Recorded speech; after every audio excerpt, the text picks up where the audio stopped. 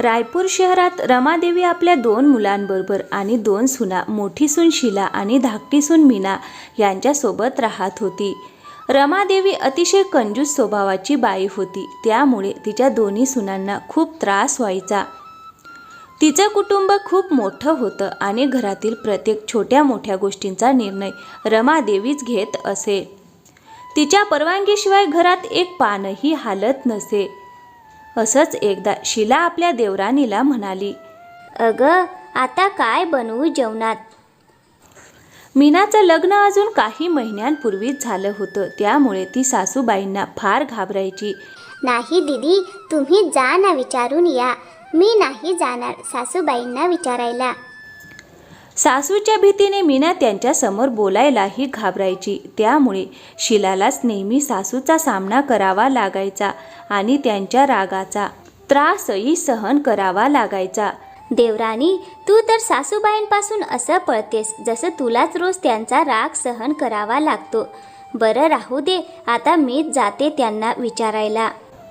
बाहेर रिमझिम पाऊस पडत होता. ते पाहून शीलाला काहीतरी चटकदार खायची इच्छा झाली. सासूबाई, आज जेवणात काय बनवायचं आहे? जे मनाला वाटेल ते बनव. खोलीत सगळं धान्य भरलेलं आहे. मी काही कमतरता ठेवली नाही तुमच्यासाठी, रमादेवी म्हणाले. हो, माहिती आहे.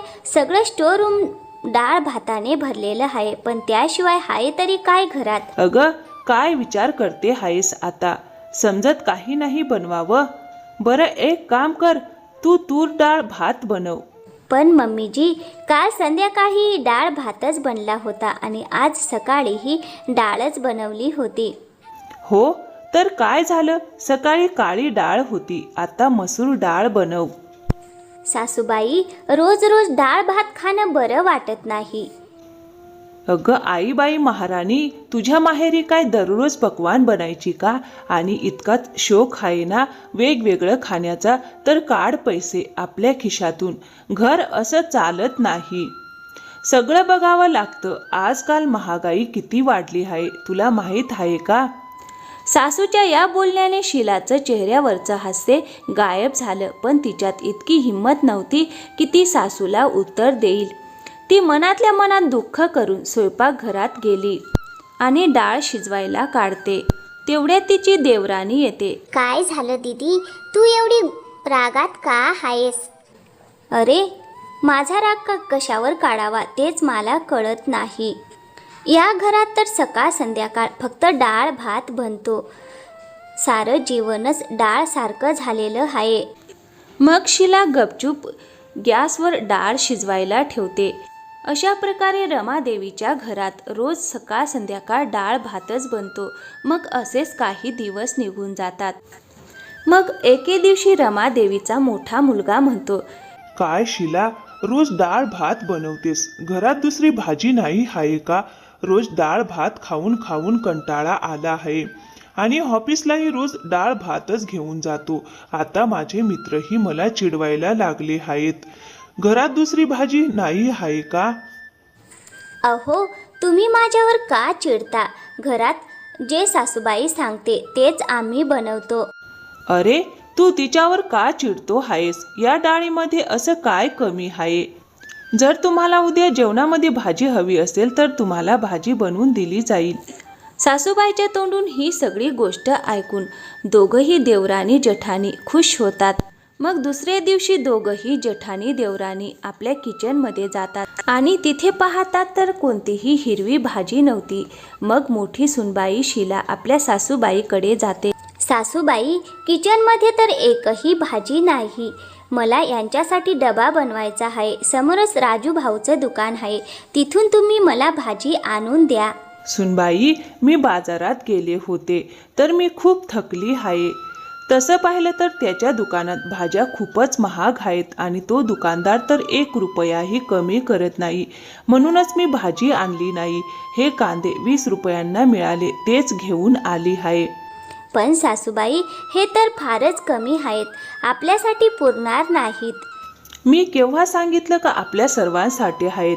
हे फक्त त्या दोघांसाठी डबे करून द्या आणि आपल्यासाठी तर डाळ भात आहेच. सरकारने एवढं मोफत डाळ भात दिलेलं आहे, तर त्याचा उपयोग करून घ्या.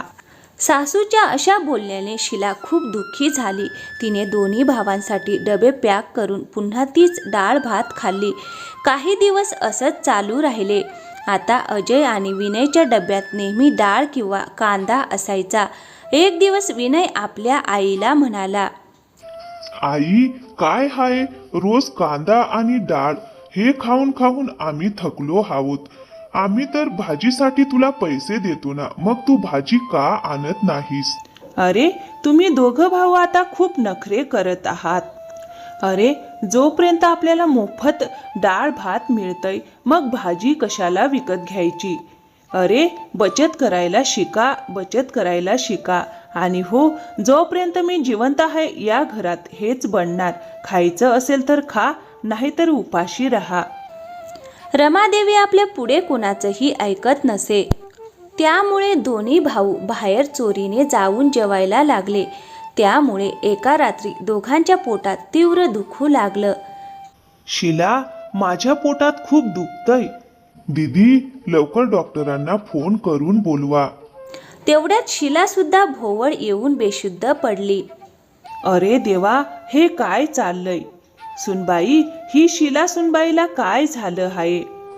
सासूबाई, मी लगेच डॉक्टरांना बोलावते. मीना पटकन डॉक्टरांना फोन करून घरी बोलावते.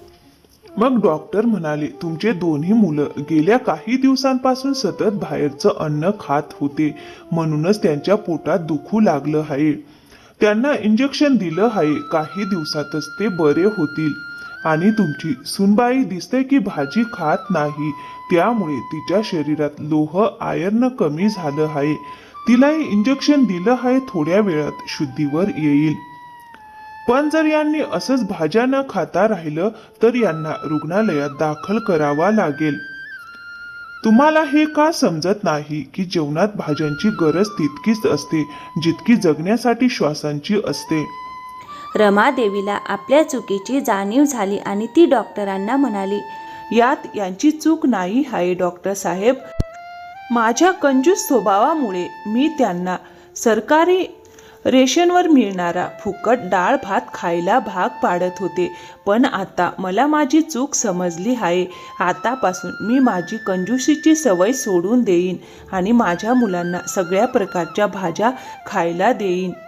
त्या दिवसापासून रमादेवीने आपला कंजूशीपणा सोडला होता आणि सर्व प्रकारच्या भाज्या घरात आणल्या जात होत्या. अशा प्रकारे रमादेवीचं कुटुंब आता सुखाने राहत होतं. तर मित्रांनो, कशी वाटली आजची कथा? आवडली असेल तर व्हिडिओला एक लाईक करा आणि हो, चॅनलवर नवीन असाल तर प्लीज चॅनलला सबस्क्राईब नक्की करा. थँक्यू, धन्यवाद.